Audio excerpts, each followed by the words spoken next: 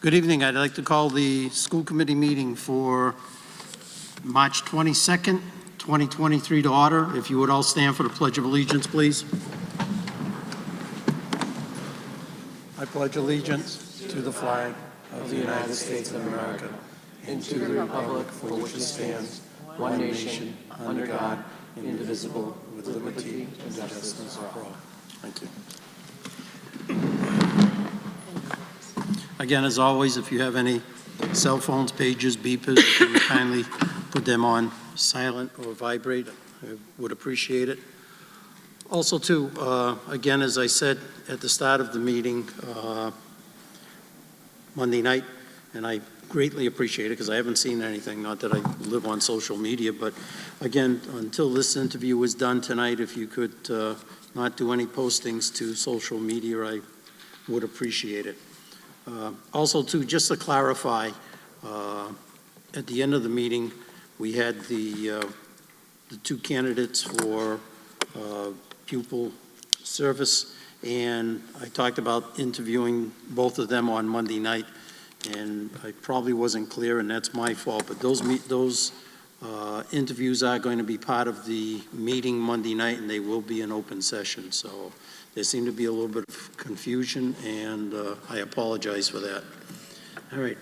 At this time, I'd like to invite out Dr. Robert Girardi, the current superintendent of New Shoreham, Rhode Island, also known as Block Island. Dr. Girardi, good to see you, sir. Thank you. Thank you very much. It's a pleasure to be here. Nice to see you, sir. Welcome. Good evening and welcome to Dartmouth. I'd like to open this interview by asking the committee members to introduce themselves. Hi, I'm Shannon Jenkins. I work at UMass Dartmouth, and I have two kids who graduated from the Dartmouth Public Schools. Good evening. Good to see you again. Chris Oliver. I'm a 10-year member of the Dartmouth School Committee. I'm also administrator for the Bourne Public Schools, and I have a junior here at Dartmouth High School. Kathleen Amaral. I am concluding my second term, my 6th year on the school committee. I am a parent of three. One graduated in 2020, and I have two within the responsibility of the Dartmouth Public Schools. Hi, my name is Mary Waite. I have two boys currently at Dartmouth High School, and again, it's nice to see you again. I participated in the Zoom site visit. That was wonderful. So thank you to your team. I also have a background in teaching. I'm currently back to teaching right now, and again, it's a pleasure to welcome you to Dartmouth High. Dr. Girardi, I'm John Nunes. I'm the chairman of the school committee. I've been on the committee 33 years. I'm a 1970, my wife and I are 1971 graduates of Dartmouth High School. Our two boys have gone through the system. We have a grandson that's in 8th grade, and I'm a retired director of finance, treasurer, collector for a number of municipalities in the Commonwealth. So, our format this evening consists of 3 parts, and you also have the questions in front of you, sir. We invite you to make an opening statement. After that, we have a series of prepared questions we will ask you, and we will close by listening to any comments you wish to make and allow you an opportunity to ask questions of us. We have scheduled 75 minutes for this interview, and we each have had an opportunity to review all your application materials. We would appreciate it if you would take the next few minutes to further introduce yourself to us. Sure. So I come from a family of educators. Between us, 7 people in my immediate family are educators. And we've worked in 11 different states, from Maine to Hawaii, from Wisconsin to Texas. So when we get together at the holidays, we talk a lot about education. And what's nice about that is you get to understand the big picture of education across the nation. I'm also very fortunate to have a wonderful wife who's brilliant. She's an art teacher, and she oftentimes grounds me as an administrator. She shares with me her perspective on a lot of issues, so that I know that I'm hearing her voice too. My children are all wonderful. They're all at different parts in their life. And most recently, my youngest got accepted to UMass Dartmouth. So I don't know if you may have bumped into her, because she's just one of those people who are involved in just about everything. She works really hard. As a student, I was very pleased to see the AP offerings you provide. My daughter Ella, she actually entered UMass Dartmouth as a sophomore because she took so many AP courses. So we're really proud of all of our children. They're all very different. And my father was an educator for 45 years. He was, one of the 7. So he was my inspiration, and he taught me that the decisions we make as a school committee and administrator and as our colleagues, teachers, we impact lives long beyond our being here. He made some important decisions at important times that have long lived past him. For 40 years now, there's still a nursery at Tolman High School because he put one in an urban school district to help kids from dropping out. So some of the decisions he made are still long living after he's gone. And so that's always been my desire to follow in his footsteps, to actually have an impact on society, and to help school systems to become the best they can possibly be. So on a personal level, I took a job in Block Island because it was a part-time job and it gave me time with my dad, who's 90 years old now, to transition from independent living to assisted living. My youngest just went to college, and living on an island several days a week, my wife says, our kids drove our schedule, but now I want you home, get a job on the mainland. And so that's why I've selectively applied to districts where I believe I can make a difference and districts that I believe in. And so professionally, I'm very excited about this opportunity. I've always lived in southeastern Mass. I have friends from Fairhaven, from Fall River, from this area. And I know what a good school district this is. And I'm very impressed by my tour today, by the way, to see so many professional staff doing such good work and seeing such respectful young students. This is a great district. And I do believe that as we go through the questions, you'll see that my skills will be a good fit, because I see that, and that's why I applied, professionally, why I applied for this job. So that's a little bit about me personally and professionally. Thank you. Thank you. Thank you. I have the first question. So I'm interested in how you use research about educational practice to support your decision-making process. For example, recent research provides suggestions as to appropriate amounts of homework for different grade levels and how school start times affect academic performance. Can you describe how you stay current with research into educational best practices and give us an example of how you've used research to guide policy changes in your past experience? Absolutely. All of our decisions should be data-based. So to start off with, I'm a lifelong learner, I've personally taken online courses just to see what it's like to ask students to take online courses, because I feel like if we're going to ask students to do something, I've got to do it. I love to go to any kind of professional development, any professional development that we ask of the staff or the teachers, the administration or the teachers. I believe I should be there because I want to learn with them. And any professional development opportunities that I have to go out and go to conferences and learn what the best practices are, I try to attend those. I think it's really important. And I've learned about the best practices. I've been fortunate to work in some school systems where they not only wanted our school system to be the best in the nation, they wanted it to be the best in the world. They wanted us to focus on global learning. And so they flew me to China to visit schools in China. They flew me to Switzerland to visit schools in Switzerland. And so as a result of that, I really have gotten a very broad understanding of what schools are about and what humanity is about. It's pretty amazing when you go to China. Right now, that's a very political issue, right? But the reality is, when you get to meet people, you find out they complain about the registry. They complain about the same things that we complain about, and all they really want is great schools for their kids too. And so you learn about what their best practices are. But reading, obviously, is one of the best ways, reading our professional journals and understanding. And sometimes it's research and going out and site visits. So at one point, I had a school district where I was informed by a parent, and some of my best ideas come from parents and teachers who say, Bob, could this happen? And the parent came and said, do you know that we have a preschool that's a Spanish immersion preschool? It's run by a former foreign language teacher, and all these toddlers are speaking in Spanish. I said, no, I did not know that. And they said, do you know about Spanish immersion? I said, well, not really. It's not very popular in Massachusetts. I really haven't heard much about it, and as it turns out, there's probably only 5 or 6 districts that have that. So once I realized that there was an interest in the community, we put together a task force. I went to the school committee and said, we should consider this. I have done a little bit of research, and I found out in California it's very common. And this was a district, by the way, that had declining enrollment and was losing money with choice. I said, let's look at this, because this might be a good program for our community. And so we put together a task force that included parents, teachers, even students, to go and visit. So sometimes doing site visits of other communities and learning their best practices is a real tangible way to find out if this is going to work for your community. And it took us about a year before we implemented it, but we did implement a Spanish immersion program. And as a result of that, we were able to start it with a kindergarten class, each year adding a class.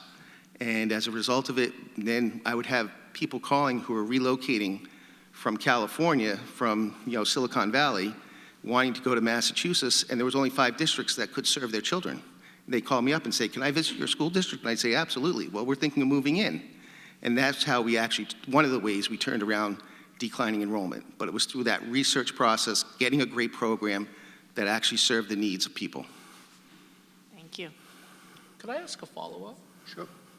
So in your opening statement to that question, you said all decisions should be made around data.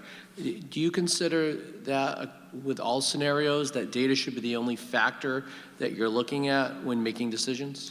There's quantitative data and qualitative data.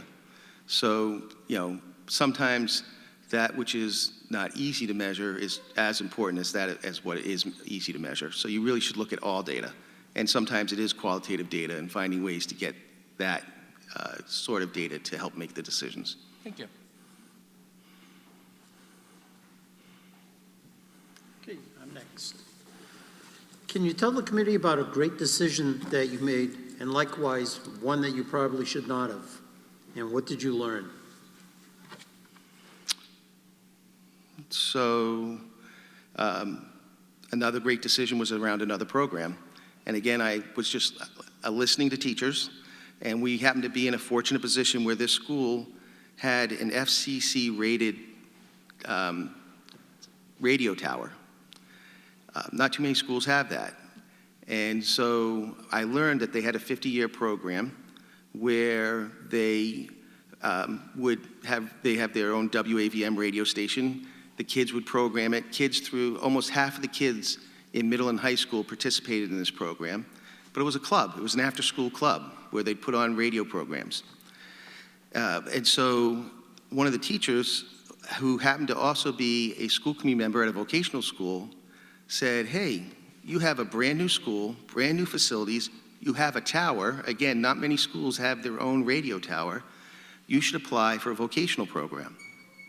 And so we went through the process, and as you know, sometimes the the Massachusetts Department of Elementary and Secondary Education, some of the processes are difficult. We applied the first time. It's a 2-step process. We didn't pass the first time, but we were persistent. We applied the second year. We got past the first round, and eventually, in a comprehensive high school, we put together a TV radio production vocational program that, again, helped draw students into our school district and increase enrollment, as opposed to having declining enrollment.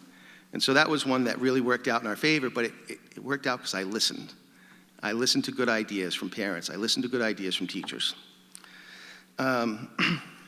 So one that I probably should not have done, it was when I was a finance director, I was told, oh, you have a staff who are really good at what they do individually, but they're not cohesive at all.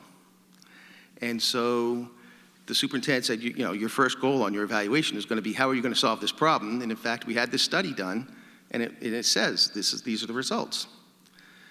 So the first thing I did, because again, I like to listen, is I went to the team of the business office team, and I said, why do you think, this is a report, you all know this report was done, you all know the findings of it, why do you think it is that,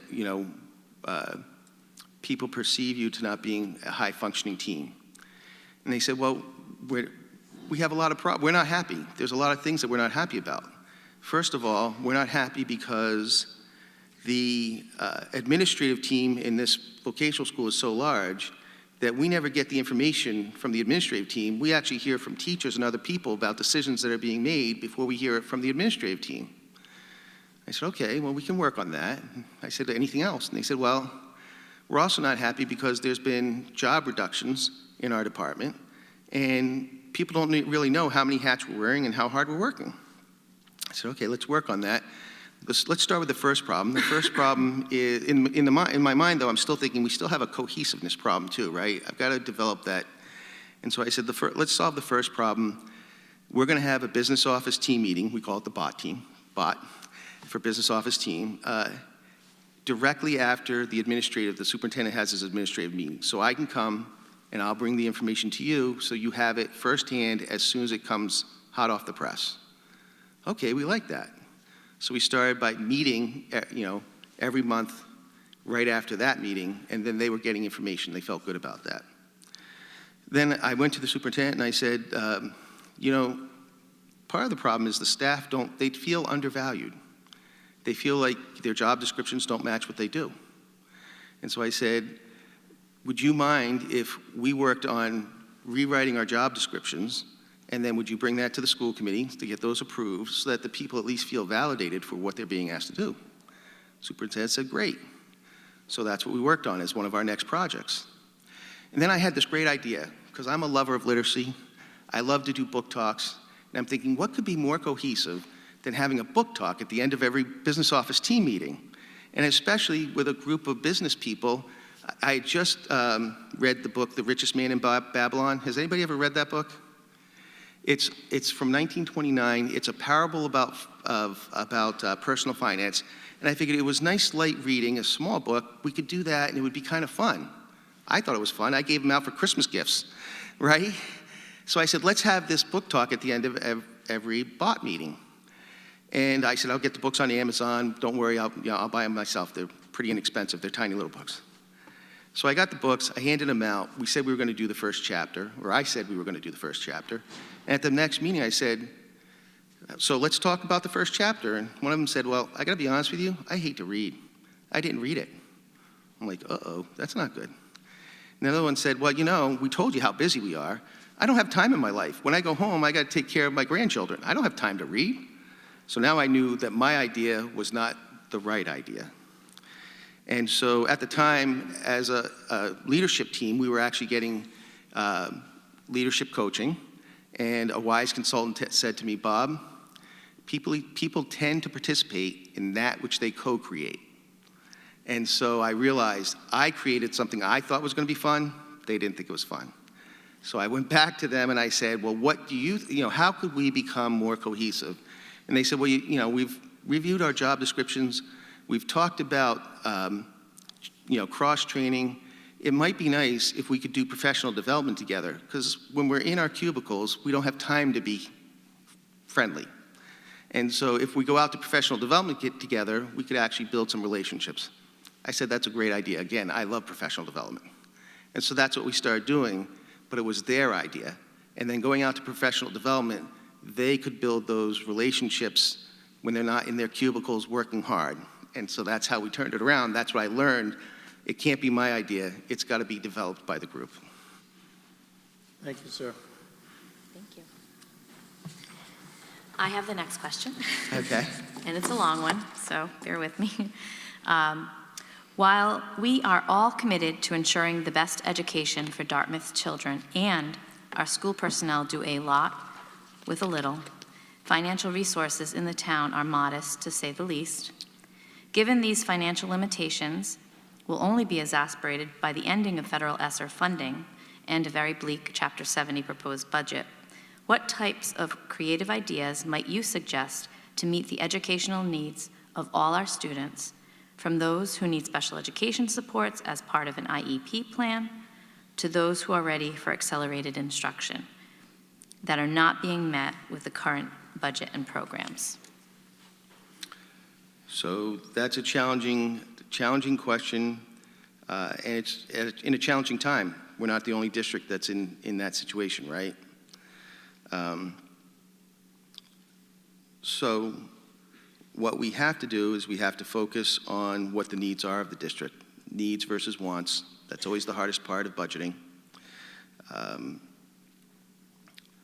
And in that process, we have to do it collaboratively.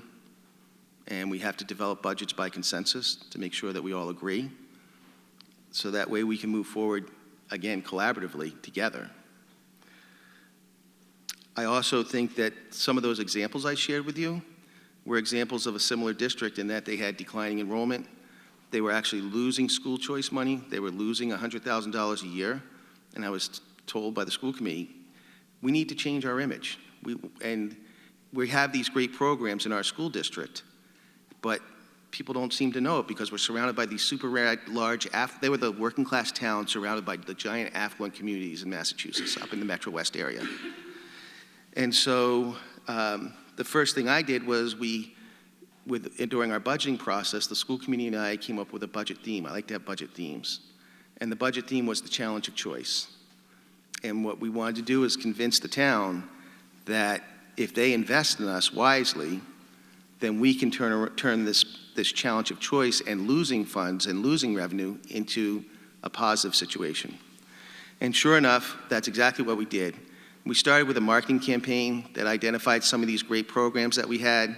We also were very progressive and had a lot of programs for students with like autism spectrum disorder and other special needs. And so what we did was we marketed those because instead of sending students out of district, which costs a lot for the school committee, what we realized is that if we create programs in our district, we have control of the quality of it. And if we have extra seats, then our neighboring communities wouldn't have to spend private school tuition money to send their kids out. They could send them to our school. And we could fill empty seats and get more than the school choice money. So school choice is about $5,000 per student, but when it's a special ed student choosing in because you have a program, it's actually the cost of the program. So now we were creating our own programs, and we were then bringing students in to help subsidize the cost of it, and we had control of it. So that was one way, that was one revenue. Again, I listened to people. And this was a neat community where they had one family that would bring a foreign exchange student over every year. And so I had learned that you can bring a foreign exchange student over on an academic visa or a cultural visa. And if you set up the program and you get certified by ICE, I had to get certified in order to lead a program, but we could then have a program where we could invite students from other countries to come and do their last year of education in the United States, and especially for students whose families in Europe or China wanted their kids to go to a college. It was very desirable for them to spend their senior year here to get acclimated, develop their English, and then get into an American college. Well, in the first year, we had 22 students from that foreign exchange program. And again, instead of school choice money at $15,000, it was our per pupil cost. So we were getting $15,000 per student for every student that was coming in to fill seats that were basically, we had small class sizes because we had declining enrollment. Now we were getting extra tuition. And so that was a way to increase revenue and turn the revenue around. So instead of losing $100,000 a year, now we were gaining $400,000 a year. And so it's great when you can tell the town, look, we have a plan, we're going to follow through on that plan, and then when you can demonstrate that you followed through and that actually financially had a great impact, now the town wants to continue to invest in you. And so that's another way that we were able to turn around the challenge of choice. Eventually, talking about specialized programs, I love to learn the best, whatever the best practices are out there. And at the time, I don't know if it was Cambridge or Brookline, they had a program for a therapeutic program for students called the Bright Program. And so we developed that program in our school because we knew that we had some students who might need to go out of district. But if we had a therapeutic program, that would be a buffer for them to try that and not go out of district, and we could save money. In addition, if we had students out of district, we could bring them back, and that would be a buffer for them to be successful coming back into the general ed population. And so that program saved money, significant amount of money. We created a wonderful program that students needed, and it saved money. So those are ways that you can, I think, provide the best programming you can for every student and actually be fiscally prudent. Thank you. I have the next question. As a 10-year member of the Dartmouth School Committee, I have seen many different leadership styles come through the superintendent's office. Please describe your specific leadership style and how it will apply to the Dartmouth Public Schools. Sure. So I like to think that my leadership style or skill set are collaboration, compassion, and innovation. Collaboration's number one. I've worked in other communities where they always said, oh, the school's hiding money. Of course, they can afford a cut. The school's hiding money. And so what I did as a collaborative effort, and right away, because in the summertime, a superintendent starts in the summer, there's no students or teachers to meet, really. So who do you meet? First of all, I get to know the school committee really well in the summer that I start, but also it's good for me to meet the town manager. It's good for me to meet some select people, finance committee people, and to just let them know that I am a fiscally prudent person. I like to say at home, don't call me cheap, I'm parsimonious. But it's important for them to know that I want to get the best bang for the buck. And then if I follow through with programs like I shared with you, then now I'm giving them evidence that that's happening. But it starts with collaboration and building relationships. And so in that one community where they said, oh, the school's hiding money, I said, well, you know what? Maybe we should have quarterly meetings where the superintendent, the town manager, the school committee chair, and the board of select chair meet together just to talk about where we are each quarter. Because by doing that, we were able to build relationships. We were able to understand that we are one piece of their pie. They have some big problems on the town level oftentimes that we don't recognize. But it was also important for them to recognize how important our work was and our big challenges and a lot of the mandates that we get. Because sometimes they don't understand that those mandates are really challenging. And that really helped by building those relationships to bridge those gaps and to develop and to actually have a common goal of working for the town and all of the town.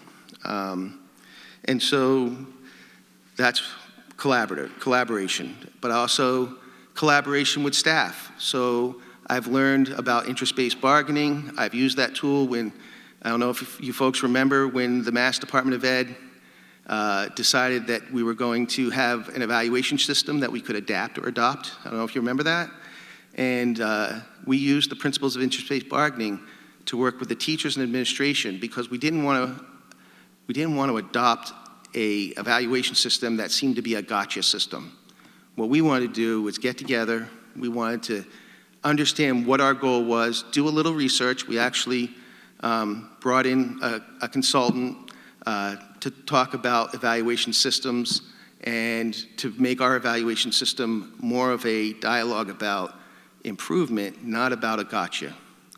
And because we did it in that manner where we did it collaboratively, we were one of the first 30 towns in Massachusetts to have an evaluation system approved by the Department of Ed that was adapted, not adopting just what they told us they wanted us to do.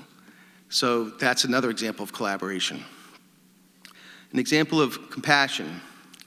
As a coach, I have a lot of great mentors, and I had a great mentor as a coach he was the head coach, I was the assistant coach, and he used to always tell the kids, health, family, and homework first.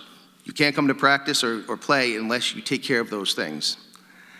And so that's become a mantra for me with my entire staff and team. Everybody who gets to know me knows that I'll always say health and family first. The teachers and I have some homework, but health and family first is really important.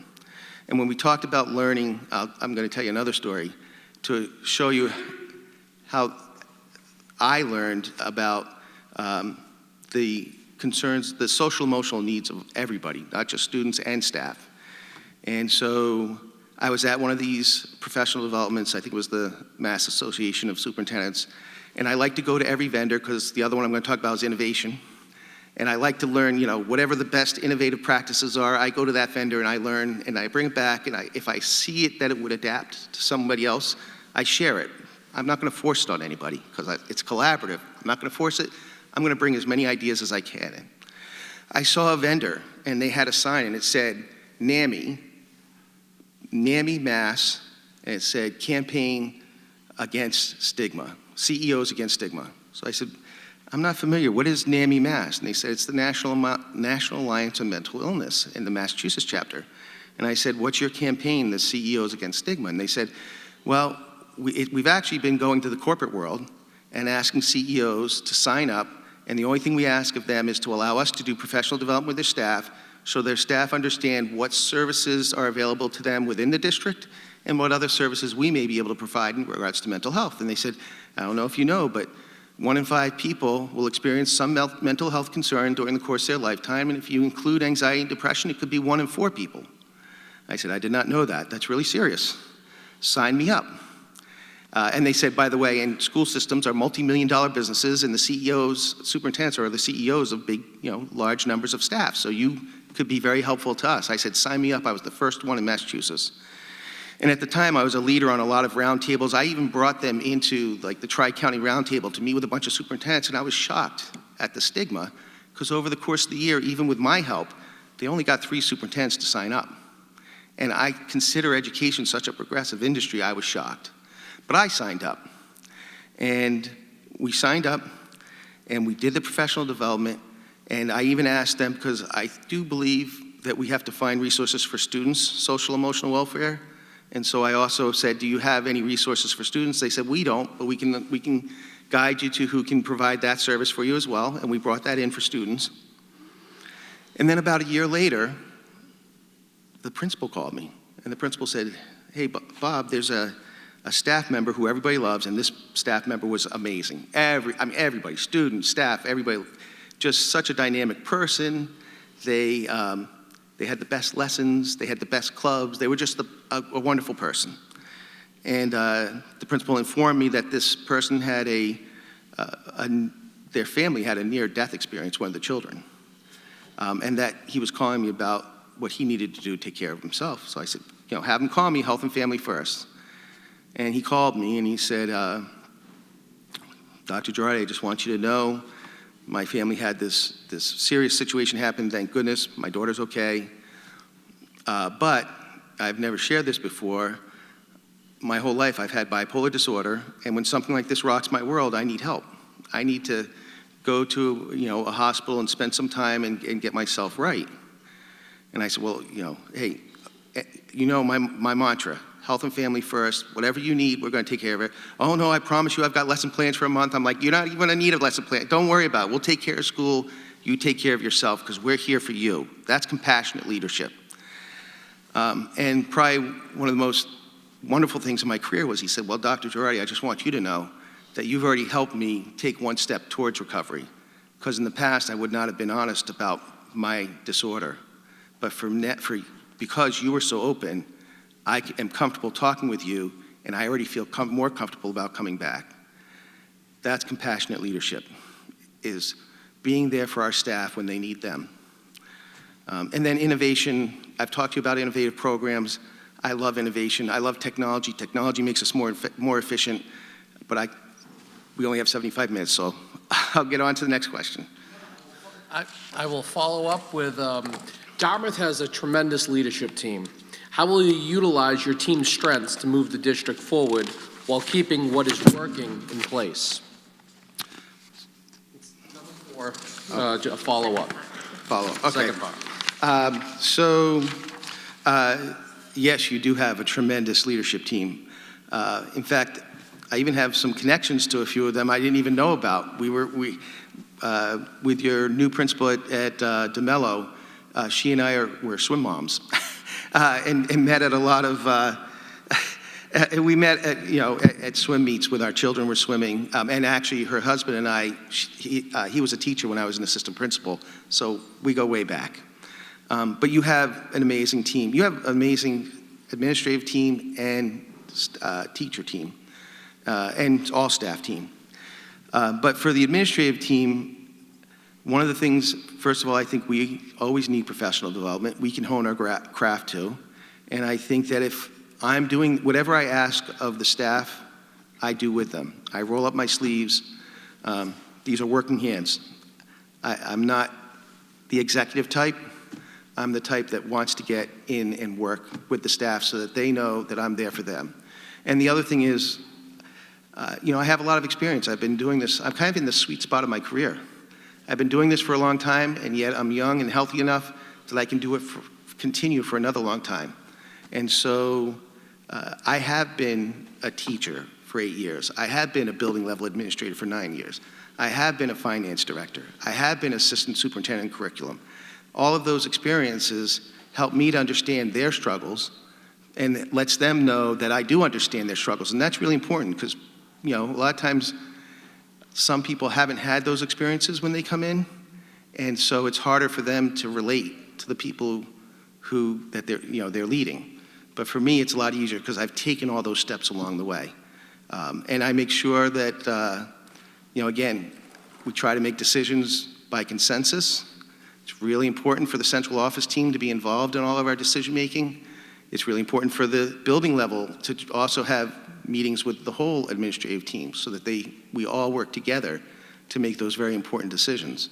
And I think that shows them a level of trust I have in them. And at the same time, I want to be involved in everything. I love what I do. And the fact that I asked them, you may look at some of my references. One of them was from a special ed director who said she had never felt like she was heard by a superintendent until she worked with me. She knew that I wanted to learn from her what her best ideas were, and that sometimes we'd agree and sometimes we wouldn't agree, but she knew she was valued, she knew she was heard, and that's how you develop a leadership team, is by respecting them and helping them as much as you can, but also counting on them. They appreciate being counted on. Thank you.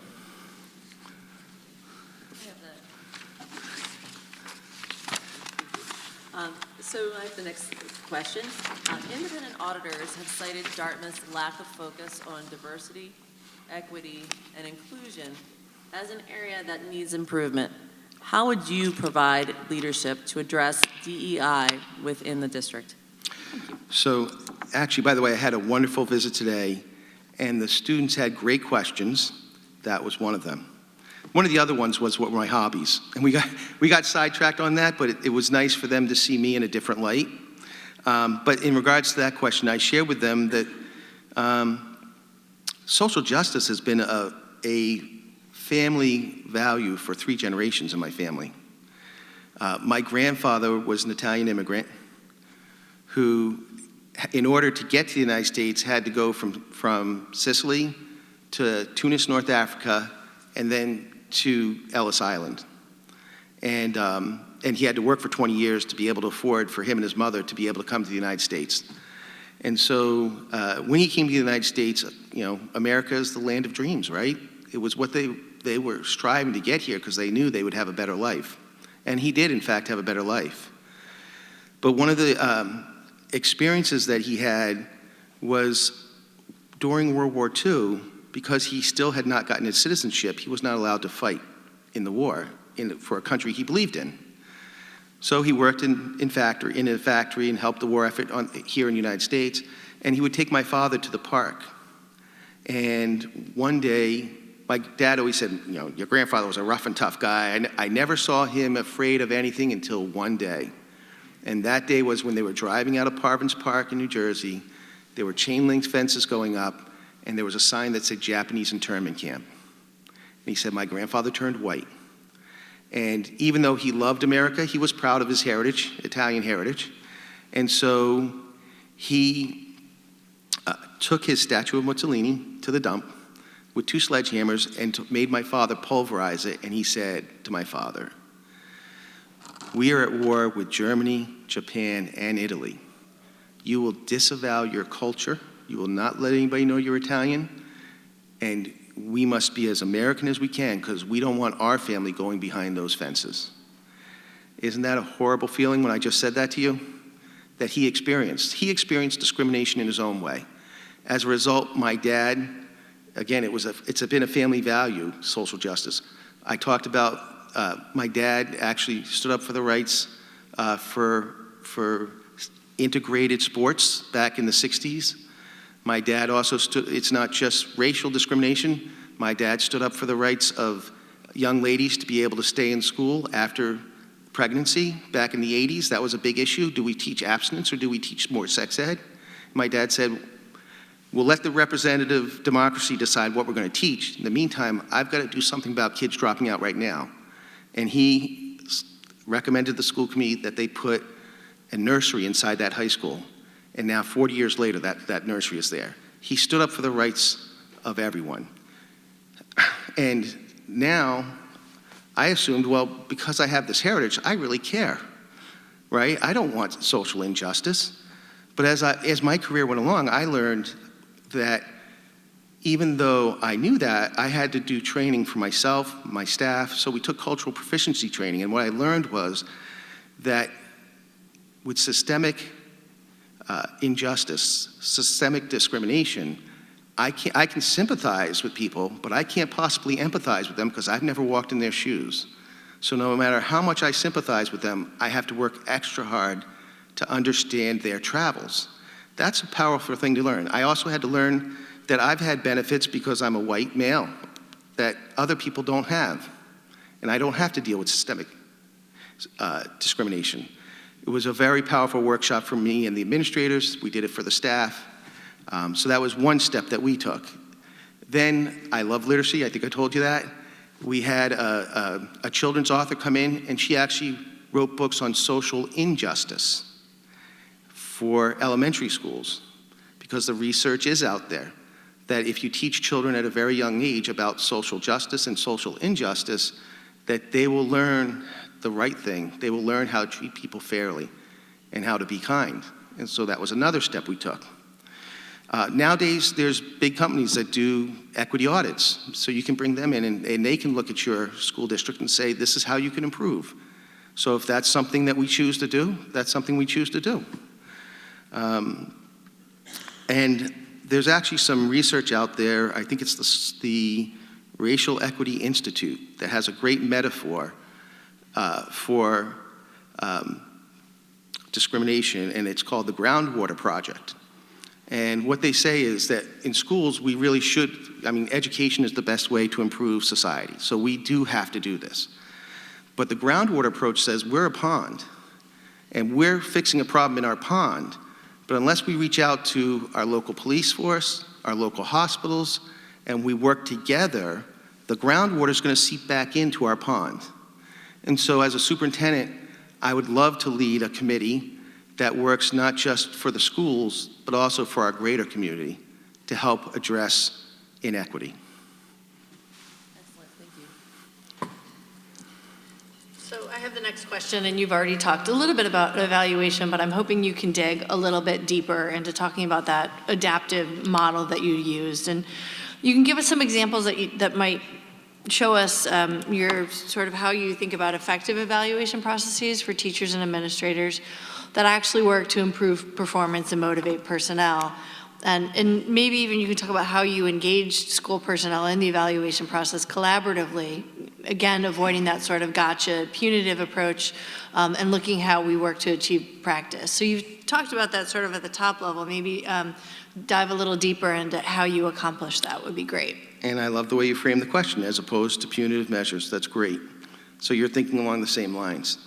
And so I told you about the research we brought in. We brought in Dr. Kim Marshall, because a lot of the evaluation systems are designed to be a dog and pony show. In fact, I remember when I was a first-year teacher in the teacher's room, I had a teacher say to me, oh yeah, don't worry about evaluations. You know what I do? I tell the kids, if you know the answer, raise your right hand. If you don't know the answer, raise your left hand. That way you all look smart to the principal, and I know who to call on. So do we really need to do a dog and pony show? I don't think so. But that's real, right? That's out there. And that's that one-time observation, and it's not effective. And so Dr. Kim Marshall talks about doing 10-minute observations where you go in, you quickly see what's going on. And the other thing that's key to observations is actually having discussions around instruction, having common language around instruction. So in our district, we actually use the skillful teacher, which has been around forever, so that we would all have a common language around evaluation, so that we would understand that the principles of good instruction are to have students know exactly what we're doing that day, to make sure that we post on our board our goals for the day, our activities for the day, And that way, when you walk in, you know what their literacy goals are going to be, what their content goals are going to be. You can see those things. Those are the obvious things of what good teaching is going on. But what you really know when good teaching is going on is when you go to the students and you ask them comprehension questions and say, do you know what you're doing? Do you know how, do you know, and if you know what you're doing, how do you know you're doing it well? And do you like to do it?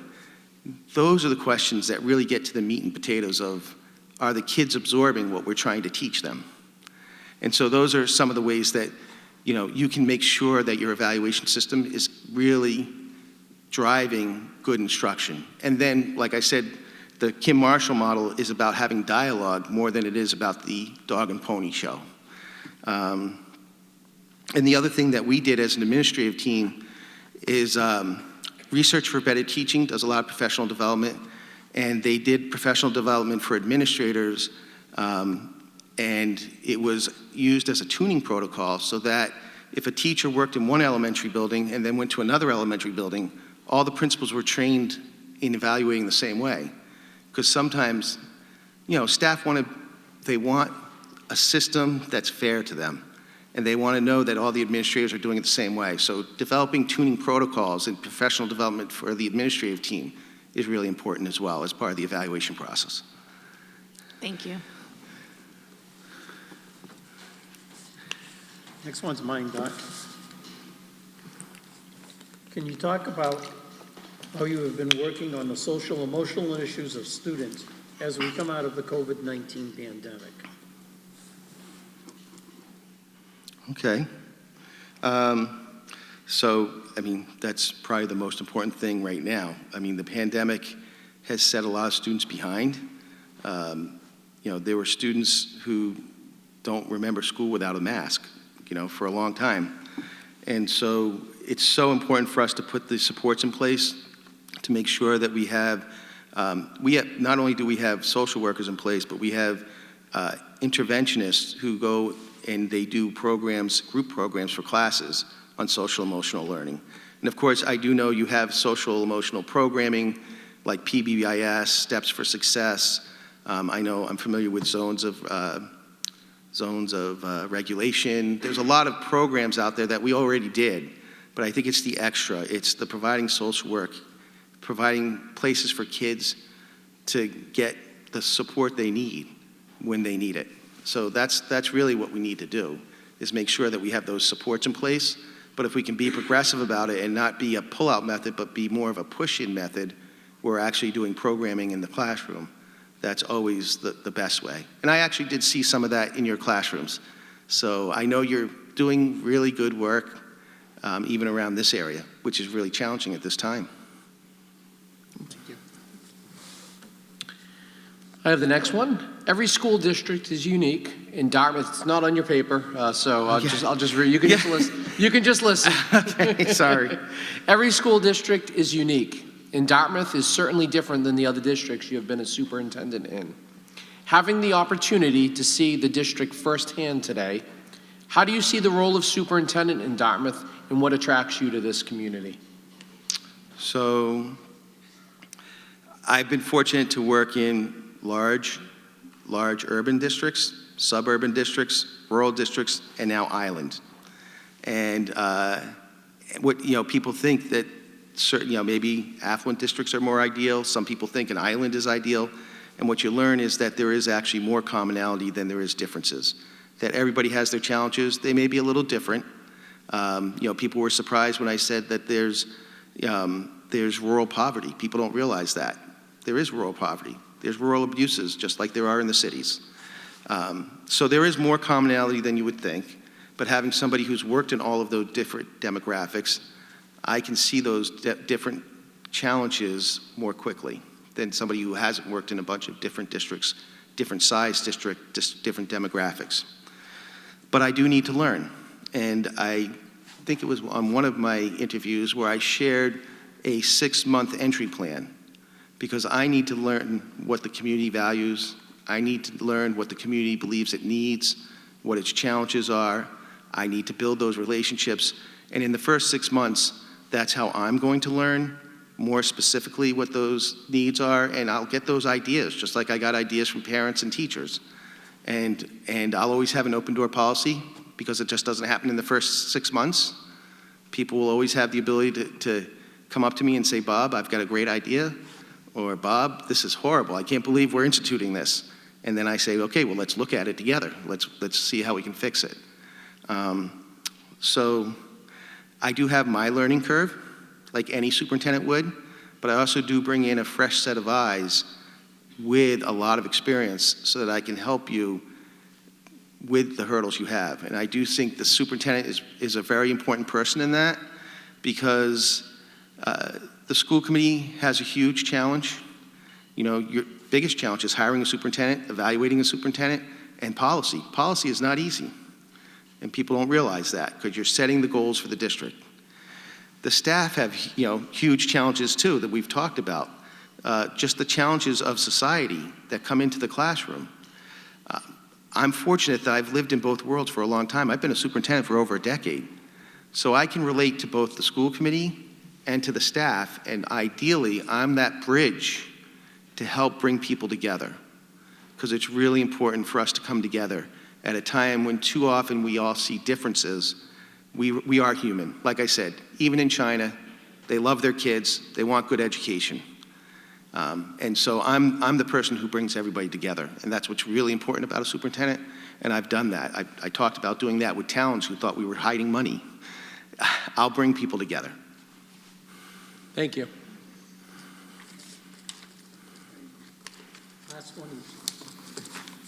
Last one is mine. How do you handle professional development for your staff, and how do you allocate the funds in an equitable way? So it depends on what professional development we're talking about. I was very fortunate to work for Donna Ottaviano, who was a superintendent in North Province. When I was a curriculum director, she had filled that role before. She did her dissertation on professional development. And so one of the most important things you really should do when you're doing professional development is that you should have a professional development committee that includes the staff, because they're going to give you what they need. It isn't always about what we need, it's about what they need. And then one of the next important things to do is, after you've had the professional development, it's really important to survey the staff, because they're going to tell you, did you get somebody good, or did you get somebody who really didn't help us? And do we need to get somebody else, because this is still an important issue. So again, a lot of it is about collecting data, making sure we're providing what people need, and it's more cost effective that way too, because we don't want to waste money on PD that doesn't work, but we also, if we have important initiatives and the staff feel it's important, we've got to get to the root of that, and we've got to help them by providing professional development. So that's the big picture professional development that you do on professional development days. I'm not sure if you're in contract, I haven't looked at your contract, but if you provide professional development, a lot of districts provide like a lump sum. We're going to put aside X number of dollars, and people can apply for that. So it sounds like that's an equity issue, because sometimes that's first come, first serve, right? And that's that's hard because a school district does not have unlimited resources. So the fact that if you are offering that to staff, that's really important that you do, because again, we have professional goals that we do, but we also have personal goals as part of our evaluation. And they should have an opportunity to do professional development that's relevant to them personally. I think I did hear that you do provide staff with $1,000 a year, maybe? Yeah, I heard that during my visit, because I was intrigued by that, because again, I'm a lifelong learner, and we need to make sure that the staff have that, and they have that option. So in that case, it's actually very fair. In some of the other districts I've worked in, it's like this, the school will set aside X number of dollars, and it's first come, first serve, and I don't think that's as fair. So I think you actually are doing it in a very fair way, now that I think about what I was told. Thank you, sir. If you'd like to, please take the next few minutes to make a closing statement, and if you wish, ask questions of us. Sure. So for a closing statement, I'd like to say I really have examined some of the challenges. I've learned about some of the challenges. And I'm a superintendent with a lot of experience. I bring that with me. I worked in a district 2 years before Columbine where I actually had a student come to me and say, Mr. Girardi, I'm really afraid I have a student with a hit list, and they said, don't go to graduation, it could be explosive. And sure enough, right, and fortunately I developed those kind of relationships with students, right? It's all about relationship building, where they could trust me and come to me. And sure enough, 2 years before Columbine, I immediately started, my investigation, called the police in. What's the street address? Oh yes, we found an unexploded pipe bomb. They then called the parents, went into the house, found pipe bombs made. This student was actually going to blow up graduation.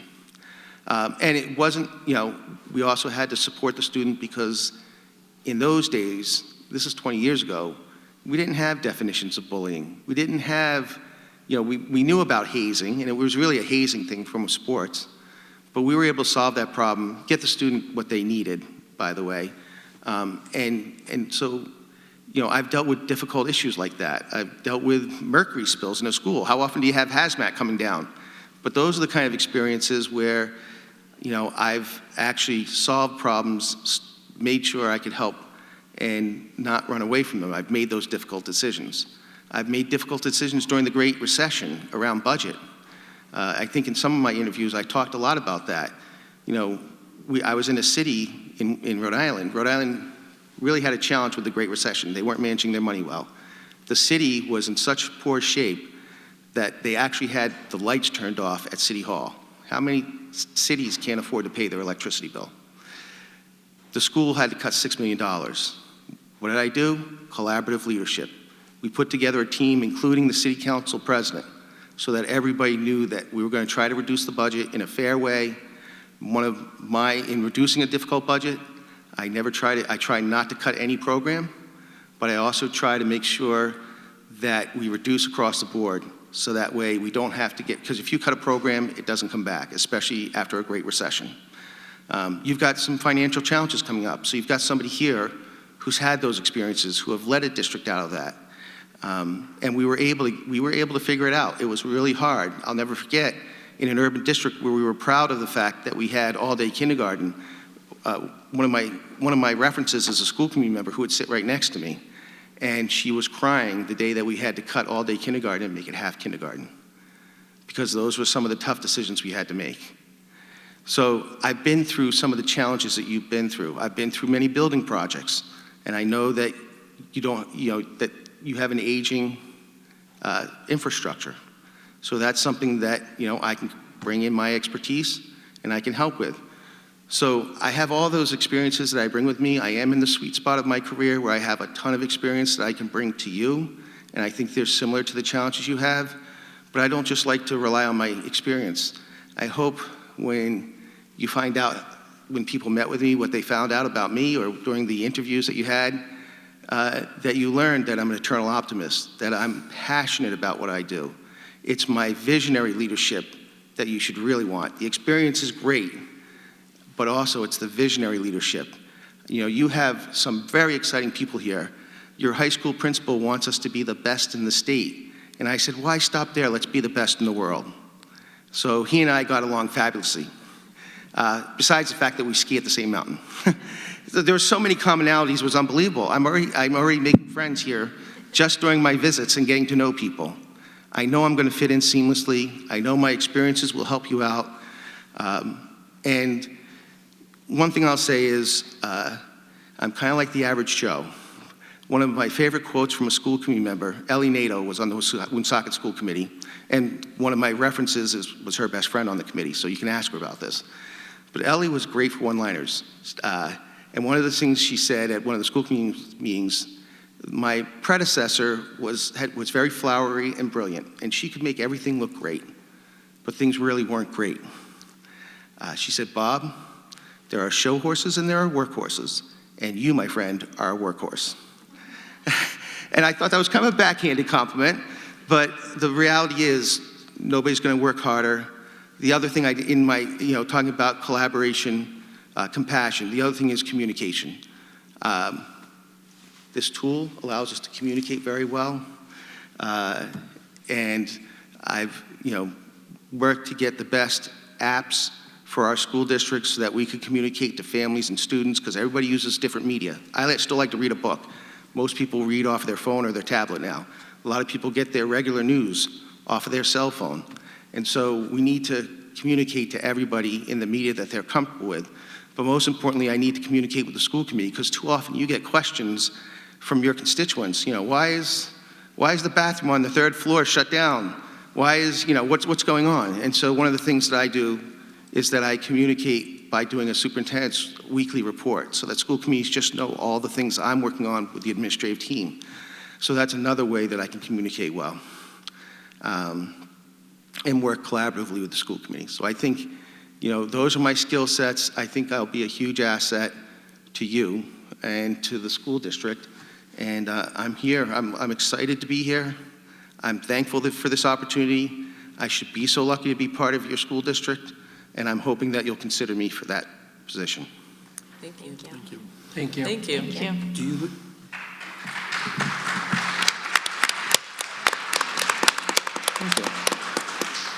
do you have any questions for us, Dr. Girardi?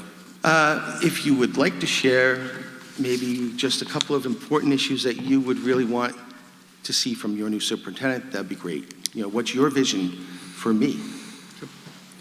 Shannon? Pressure of being on the end. Well, So, if not, I'll that's start. fine, I'll start. That way you don't steal my thunder, it's great. So, you know, I do think the Dartmouth schools are great, right? We'd like to continue on that trajectory. I think, you know, my colleague Kathleen alluded to the fact that we definitely have budget challenges. And so we need sort of leadership in the town, in the community. Part of our budget challenges stem from the fact that we have a very low tax rate. And that is also reflective too, that our buildings, while our maintenance staff is super amazing and do really great jobs in keeping things up, we have an aging infrastructure that we're going to need to address, so we're going to need some leadership on that. And so it's about, I think, leading us to the next level and getting us the resources that we need to achieve that. Excellent. I'll have to add that for me, certainly team building. I believe in a superintendent who is, you know, certainly you echoed some of my thoughts, kind, compassionate. You know, we certainly don't need a top-down leader in the Dartmouth Public Schools. I'm looking for someone who's collaborative. I think the people in this audience here this evening is looking for a superintendent that's collaborative, willing to work with them. We have great resources here in Dartmouth, great educators, but budget is certainly a concern, as you just heard, and we certainly need to continue to work on and build our relationships with the town hall and really get out to the public and to the town leaders that building a solid, robust school department budget will benefit everyone in town. Yes, very important. It's, you know, I told you I'm an empty nester. I still voted for our town to build a new library and to do a lot of things because I know that providing these opportunities for kids makes my town a safer place. It also improves my real estate values. There's a lot of marketing we could do to tell the town, investing in your education invests in your town. That's right. And so that's one of the things I've done with that marketing piece. It's really important, even for those of us who don't have kids in the house, to understand how important the schools are to our community. Agreed. Yeah, all of what they said. And just, yeah, I think that transparency, being open-minded and collaborative, it really goes back to what you spoke about, the relationship building, the team building, being creative and innovative, all the things. I mean, just, yeah, and just willing to listen and to bring in the people who are, you know, on the ground in the trenches, who are doing the work to kind of see what they need and, yeah, all that. Excellent. Yeah, so it was interesting, you know, and of course, you know, everything that, you know, being the fourth seat here, I have to echo what my colleagues have said. And, you know, just reflecting back on this process to how we've come tonight, I think it is a good model for how we need to proceed. And, you know, again, as you mentioned, like the marketing to the town, you know, a lot of this process is trying to get many different voices to, like, be part of this process so that whoever we choose, the entire town, our faculty, our students are on board with. So that same model, I think, is very translatable to what we need, and again, in supporting our budget, supporting our teachers, having, fair salaries for all our staff. And again, having everyone understand and become part of that process. And I thought it was interesting that you mentioned, again, as an empty nester, we need those folks to see the value of their schools, the people who might even choose to send their children elsewhere. Maybe they see a future for the children back in these schools. So all sorts of different, pieces. These are community centers, yes, they bring a financial value from real estate, but they bring just, they are the true centers and the heart and soul of this place. And the children that graduate here are a testament to their families and their teachers and everyone who's been part of their life journey. So again, I think it's just so incredibly critical, and I think from what I've heard and talking to your staff, that is a great asset to bring back to us, is that collaborative approach. And it's so important to be front and center and have someone who's willing to shepherd us through that process. So so I think that's very important. Thank you. I'm looking for someone who, and again, it has been mentioned, and I'll expound on it a little bit, who is collaborative, has leadership, and is transparent. Someone who is going to be collaborative and work with everyone and keep everyone in the loop. Who's a leader and is not afraid, as the buck stops with you, and is willing to make that tough decision when it has to be made, type of deal. But is also, very, in this day and age, be very transparent with what is going on. So that's what I'm looking for. Yeah, and that's a really important, the communication we talked about so that we can be transparent, but the other important thing is at some point, someone has to make the tough decisions. And I have a career of making a lot of tough decisions. And I've always tried to do what's right for students, families, and our staff. You always try to balance the needs of everybody as part of our community. So I'm willing to make those tough decisions, try to use data so that we try to make sure that we do it thoughtfully and we can do it and explain why we made our decisions. So I appreciate that. Thank you very much. Thank you, sir. Thank you. Just so that you're aware, we're probably going to do a little bit of a discussion tonight, but our probable main focus will be Monday night when we make our final decision. Sir. Just so you are aware. Thank you very much. Yes. Thank you very much. Wish you safe travels home. Yes. Yeah. Thank you. Whether it's or on the ferry. Yeah. Hopefully tomorrow. Yep. Thank you so much. Thank you for the Take care. opportunity. Thank you. And you have a great school district. I know you're going to do well no matter what decision you make. I just hope I can be part of it. Okay. Thank you. Great. Thank you very so much. much. Thank you.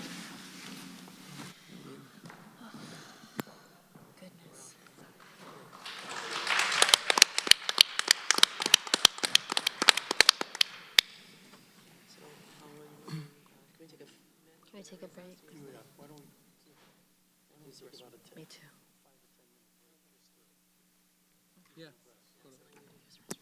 We're going to take about a 5 to 10 minute break just to kind of decompress and put our thoughts together amongst ourselves. We'll be back. Okay, would like to call everybody back into order, please. 7:24, and we're a little ahead according to what we had on the agenda, but that's okay. That's always good. On the agenda, we have Superintendent Search Update, discussion of finalists and potential vote for Superintendent of Schools. That was, put out Monday night, so we adjusted the agenda. Just would like everybody's thought process on how you would like to proceed, and we'll go from there. Dr. Jenkins. So, on Monday night, we told everyone that we would give them till Friday to fill out their feedback on the Google document that Mr. Kiley created. So I'm not comfortable moving forward with any sort of decision until everyone's had their chance to provide feedback to us, and we can take a look at that. Okay. Chris? Yeah, so as far as discussion goes, certainly after just having our third interview this evening, I think it's worthwhile to take some time to think about it. Maybe, I know personally, maybe reaching out to some references. I think all three of them did a great job presenting, and I thank each of them for coming out to Dartmouth. and giving us this opportunity to hear them.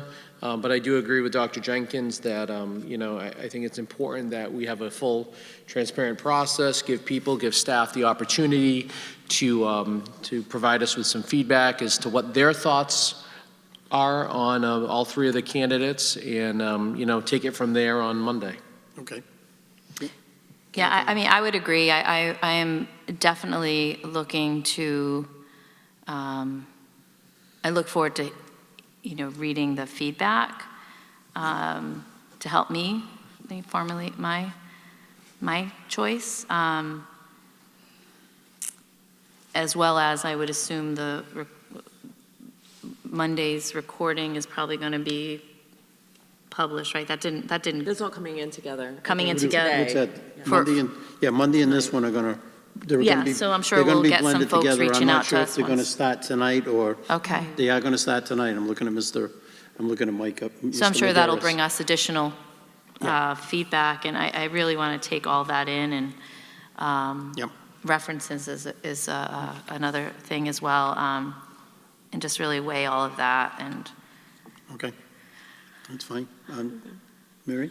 I think we had, talked about moving it potentially to, bringing it up till tonight because we recognize that, some of our candidates may be, looking at other offers, but I do, and so that is certainly a reality, and, there's other districts looking, and I think we have to recognize that concern. But, I did feel today when I thought about the fact, that the students had interviewed, these candidates, that it was important to hear, these other voices. And, if we're going to ask folks to, sit and give feedback, we don't want to ignore that feedback. And that would make me uncomfortable when and again, I know we have this imperative. We don't want to lose a great match, but I do think we have to honor that. And so I would, go along with my colleagues on that. That's fine. So. That's fine. And I was open to the Yeah, process no, I either know. way it was going to go. We wait till Monday, that's fine. Just a reminder, we are starting our meeting at 5:30 Monday night, Yep. because we've got a number of items on the agenda and such. We've got the budget hearing at 6:35, which has already been posted in the Standard Times. We do have the 2 pupil support personnel interviews. We've got a discussion about that, along with, picking a superintendent and going from there. So I will warn you now, we also have an executive session, so I will warn you now, it is a long meeting. Are you buying dinner? Huh? I don't know that you can. Yeah, maybe I can, who knows? No. I can spring. I mean, like- I can spring for McDonald's, or, that type of deal, so we can go from there. All right, so, in all seriousness, also too, there is a Google form on the website, on the candidates. Mr. Kiley was kind enough to get it up, so if you check on that, and please get it filled out by 5 o'clock Friday afternoon, so he can get it compiled. Central office can get it compiled and Mr. back to us. Where is it on the website? I only looked quickly. I've been a little busy. Here's Mr. Kiley. I couldn't find it, but that doesn't mean that it wasn't right in front of me. A little lacking sleep at the moment. It's a camera right in my back. It's on Dartmouth.school. It should be on the main page. Let's see. It's going to be somewhere else because you have your phone. I know. Superintendent finalists. Let's see. Superintendent finalists. Well, while we're waiting, if you don't mind, Mr. Chair. Yeah? Certainly fill out the survey, but I am more than happy if you want to email me directly. Those of you watching at home, please feel free to email any of us directly if you have any comments, concerns, questions about the candidates. We'd love to hear any feedback that you have directly to us in addition to the survey.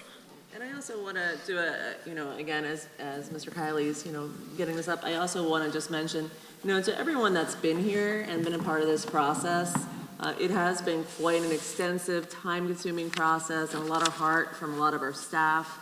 and our students have gone into this process. And again, your observations, you really, bring, really flesh this out for us. It's a difficult decision, and we want to make sure that we're choosing someone that we can all welcome into our community. It's going to be a true imaginative and thoughtful leader. That's someone that's going to bring us together and someone that will, help us move forward together. So it's your superintendent as well as ours. And so thank you for everyone that's been a part of this, for everyone who's been watching and following along. And I just talked to some of our amazing students back there, and getting their feedback has been helpful. So thank you. Also to my committee members, just a reminder to get your questions for the pupil support personnel to Ms. Gunther Okay. by Friday. Yeah, I will do that this time. Thank you. All right, with that, Wait, Mr. Kiley's got an answer here. So I can't see it on my phone, so I will make sure it's on the main page. We did email it all to all staff and all of the high school students. Oh, great. So we've already done that, but I will have it on the main page, Dartmouth.school, on the homepage. okay, great. Oh, we have a Thank you. question or someone? No. Oh, I thought you had a question. Okay, all right. Teacher Okay. and me, I'm like, question? Yep, okay. All right, so with that, our next meeting is this coming Monday night, Yep. 5:30 on the 27th. And with that, I'll entertain a motion to adjourn. So moved. Moved by Ms. Waite, Second. second by Ms. Amaral. On the motion, any discussion? Hearing none, all in favor? Aye. Opposed? Motion carries unanimously. Thank you, everyone, for being here tonight. It's appreciated. Have a good evening.